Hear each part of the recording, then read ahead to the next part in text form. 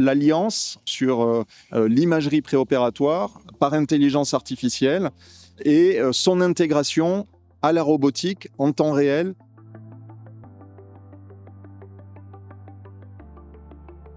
Bonjour, l'œil de la e-santé. Jean-Christophe Bernard, donc je suis professeur d'urologie au CHU de Bordeaux et je suis le directeur du programme de recherche et d'innovation sur le cancer du rein à ICAR Bordeaux.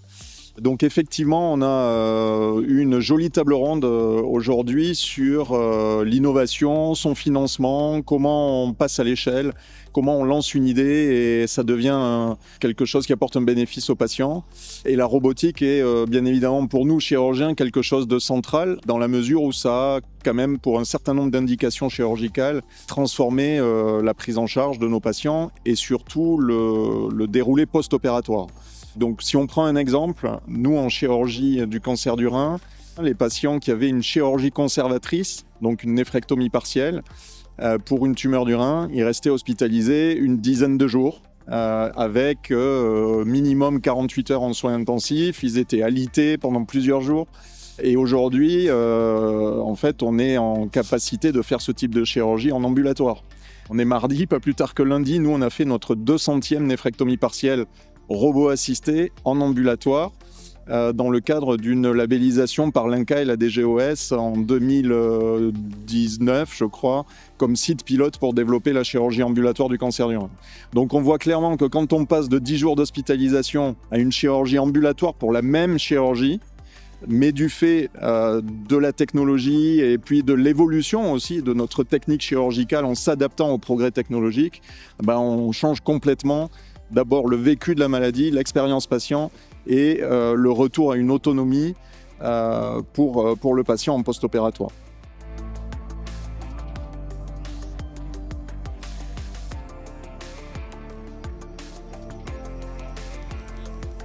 C'est important parce que en fait, on est acteur de l'évolution technologique quand on arrive comme ça à faire se parler de façon transdisciplinaire différents corps de métier. Et là encore, la robotique est aussi pour nous une capacité à agréger des compléments technologiques. Je vais citer par exemple la chirurgie guidée par l'image et assistée par modélisation 3D. Donc aujourd'hui, on est capable de créer des jumeaux numériques de notre patient basés sur l'imagerie préopératoire et d'utiliser ces jumeaux numériques pour la planification de la chirurgie, mais aussi directement pendant la chirurgie elle-même pour guider les étapes de la procédure chirurgicale. Et ça, c'est vraiment l'alliance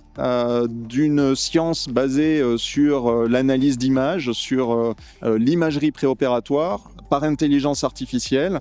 et son intégration à la robotique en temps réel pour guider les étapes de la procédure et faire évoluer aussi la façon dont on opère les gens.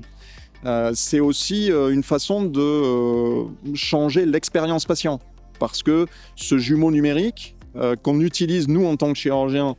pour nos étapes procédurales, techniques, on l'utilise aussi en amont pour discuter avec le patient, pour améliorer sa compréhension de la maladie. Et puis, à l'autre bout de la chaîne, on l'utilise aussi en conjonction avec la technologie d'impression 3D